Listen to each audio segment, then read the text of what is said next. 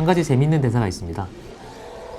2015년 어벤져스 에이지 오브 울트론에서 마인드 스톤으로 만들어진 비전은 냉혹하고 정확한 통찰을 내놓습니다. In the 8 years since Mr. Stark announced himself as Iron Man, the number of known enhanced persons has grown exponentially. And during the same period, the number of potentially world-ending events has risen at a commensurate rate. 어떻게 보면 맞는 말입니다. 아이언맨 2의 위플래시, 어벤져스 2의 울트론, 11화의 제모남자까지 모두 토니 스타크 때문에 태어난 악당들입니다. There was an idea to bring together a group of remarkable people. So when they needed us, we could fight the battles. 빌런이 있기에 히어로가 태어난 게 아니라 히어로가 있어서 빌런이 발생하는 아이러니한 상황. 이번에는 어떨까요? Tell me his name again. Thanos. 타노스는 누구고 무슨 이유로 우주의 절반을 날려버리려고 하는 걸까요? 오늘 썸 타볼 영화 어벤져스 인피니티 워입니다.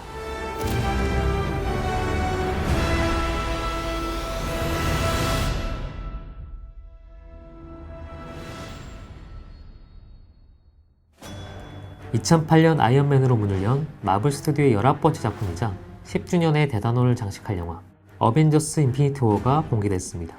이 영화에 대한 정보는 여기저기서 넘쳐납니다. 사실 그걸 일일이 알아보는 게 마블 시네마틱 유니버스를 즐기는 또 다른 방식이기도 합니다. 하지만 거기에 또 하나의 정보를 보태는 건 재미가 없으니 이번 시간 무비썸에서는 조금 다르게 접근해 볼까 합니다. 인피니티 워는 파워, 스페이스, 마인드, 타임, 리얼리티, 소울로 구성된 6개의 인피니티 스톤을 모아 우주의 절반을 소멸시키고자 하는 궁극의 빌런 타노스와 이에 저항하는 어벤져스의 대결을 그리고 있습니다. 이번 시간에는 이 보석들의 속성에 빗대서 어벤져스 인피니티 워의 안팎을 들여다보도록 하겠습니다. 이 영화에 주목해야 할 첫 번째 포인트, 파워스톤입니다. 마블 시네마틱 유니버스의 힘은 어디에 있을까요? 관객의 마음을 홀리는 비결은 무엇일까요? 간단하게 말하면 볼거리입니다. 코믹스 영역에 있던 걸 스크린에 현실로 만들어버렸죠. 물론 이런 게 가능했던 첫 번째 동력은 CG 기술의 발전입니다. 그리고 이번 영화에서 마블 스튜디오는 물량과 다양함의 끝을 보여줍니다. 23명의 영웅이 한 편의 영화에 등장해서 궁극의 빌런 타노스와 대결을 벌이는 순간은 분명 마블이 목표했던 결승점입니다. 마블 영화는 이제껏 이 결정적 순간을 위해 숱한 설정을 깔고 영웅을 키우고 세계를 확장시켜 왔습니다. 문제는 그게 지루하지 않고 말이 되게 배치해야 한다는 겁니다. 여기서 마블 시네마틱 유니버스는 두 가지 방법을 택합니다. 하나는 인피니티 워가 한 시즌의 마감일 뿐 끝은 아니라는 우회로입니다. 아이언맨을 내놓을 때까지만 해도 여기까지 올 줄 몰랐을 겁니다. 하지만 인피니티 워 이후에도 마블은 계속됩니다. 시즌 1이 끝났을 뿐이라고 밝혔고 어떤 영웅이 은퇴하고 새로운 멤버가 그 자리를 메울 건지가 관심사가 되었습니다. 다시 말해 이야기는 계속됩니다. Went forward in time to see all the possible outcomes.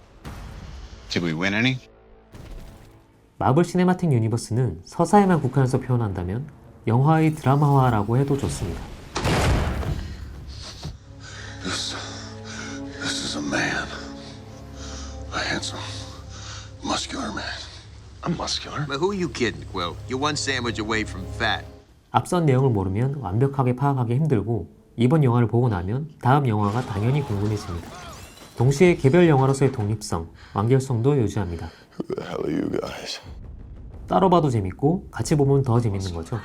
마블의 진짜 마법은 바로 이 절묘한 밸런스에 있습니다. 유기적인 연결과 독립적인 완결, 두 가지를 동시에 해낸다는 게 인피니티 워의 힘입니다. So, he's huge. 이 영화에 주목해야 하는 두 번째 포인트, 스페이스 스톤입니다. 인피니티 워는 크게 우주와 지구 두 개의 공간에서 나눠서 진행됩니다. 오프닝은 Do you really think it's a good idea to go back to Earth? Yes, of course. The people of Earth love me. I'm very popular. 아스가르드의 우주선을 덮친 타노스의 우주선을 보여줬던 토르 라그나로크의 엔딩에서 이어집니다. 박살이 난 아스가르드의 우주선에는 토르와 로키가 최후의 저항을 하고 있습니다. 이미 노바 행성에서 파워스톤을 빼앗아온 타노스는 로키가 가진 스페이스 스톤을 요구합니다. 당연한 수순입니다. 히어로는 많은데 메인 빌런은 한 명이니 빌런이 부지런히 움직여야 하는 거죠. 이렇게 분할된 공간과 산만할 수도 있는 전개를 정리정돈 해주는 건 액션과 스펙타클입니다. 주요 히어로는 각자 시그니처 액션을 꼭 한 번은 보여주는데 사실 그것만으로도 만족스러운 부분이 있습니다. 아이언맨이 나노슈트의 현란한 액션을 보일 때, 스파이더맨의 새로운 슈트 아이언 스파이더에서 거미 다리가 나올 때, 토르가 새로운 무기 스톤 브레이커를 휘두르며 군단을 쓸어버릴 때, 이 영화는 이미 그걸로 제 몫을 다하는 거죠. 이건 물량을 과시하는 블록버스터의 속성인 동시에 다양한 색깔의 액션을 질리지 않게 볼 수 있도록 구성된 일종의 코스 요리에 가깝습니다. 관건은 기승전결이 아닌 하이라이트의 연쇄로 채워진 영화를 지치지 않고 보는 게 가능한가 하는 점입니다. 인피니티 워는 다양한 히어로 액션을 활용해 리듬감을 형성해 나가는 것으로 이를 해결합니다.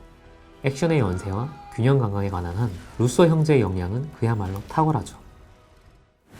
이 영화에 주목해야 할 세 번째 포인트, 소울스톤입니다. 인피니티 워의 영혼은 누가 뭐라고 해도 타노스입니다. 타노스가 왜 인피니티 스톤을 모으려고 하는지, 우주의 절반을 죽음으로 이끌고자 하는 이유가 무엇인지가 전투의 사이마다 조금씩 설명되는 거죠. 조금 가장하자면 영화의 부제를 차라리 타노스 비긴즈라고 하는 편이 나을 뻔했습니다. 인피니티 워의 히어로들은 타노스의 행동에 대한 리액션으로 존재한다고 해도 과언이 아닙니다. 타노스의 시점에서 보자면 히어로라 불리는 자잘한 존재들이 각자의 방식으로 의미 없는 저항을 이어가는 것에 불과합니다. To wipe out half the universe. If he gets all the Infinity Stones, he can do it with the snap of his fingers. 인피니티 워가 이런 구성을 취하는 이유는 두 가지입니다. 하나는 타노스가 이번에 거의 처음 등장하는 새로운 빌런이기 때문이고, 두 번째는 나머지 23명의 히어로에 대해선 앞선 영화들에서 이미 충분한 설명이 이루어졌기 때문입니다. 덕분에 히어로들은 짧은 호흡으로도 개성을 드러낼 수 있습니다. 자부심의 화신 닥터 스트레인지와 자의식 과잉의 아이언맨이 만나 서로에게 날리는 날선 농담 한마디면 상황과 캐릭터가 충분히 이해되는 거죠. Did you seriously just say hitherto undreamt of? Are you seriously leaning on the cauldron of the cosmos? 대사 한마디에 영화는 캡틴 아메리카가 되었다가 I'm Peter, by the way. Doctor Strange. Oh, using your made-up names. Then I am Spider-Man. 피터 파커를 통해 스파이더맨이 되기도 합니다. 비유하자면 아이언맨, 캡틴 아메리카, 가디언즈 오브 갤럭시라는 개별 영화의 구슬들을 타노스란 이름에 실로 꿰인 형형색색의 목걸이인 셈입니다. 게다가 그 값비싼 목걸이는 서로의 빛을 깎아내지 않고 조화롭게 빛납니다. 이 영화에 주목해야 할 마지막 포인트, 리얼리티 스톤입니다. 어벤져스 인피니티 워는 관객이 참여하고 팬들의 상상으로 리얼리티를 창조해 나가는 영화입니다. 이번 영화의 엔딩은 사실 다음에 올 어벤져스 4를 위한 전개의 끝자락 또는 첫 번째 위기 정도에 해당합니다. 개봉 전부터 어떤 히어로가 죽고 어떤 히어로가 시즌1에서 퇴장할 것인지를 두고 온갖 추측이 이어졌지만 파격적인 결말로 인해 누가 죽고 누가 살아남는지 자체는 사실 큰 의미가 없어졌습니다. 타노스의 표현을 빌리자면 평등하고 무작위한 선발이 이뤄지기 때문입니다. It's a small price to pay for salvation. 인피니티 워의 엔딩을 장식하는 타노스의 묘한 미소는 10년 전 아이언맨에 참신했던 도발과 묘하게 겹칩니다. I am Iron Man. 아이언맨의 선언은 정체를 숨겨야 했던 히어로들을 해방시켰습니다.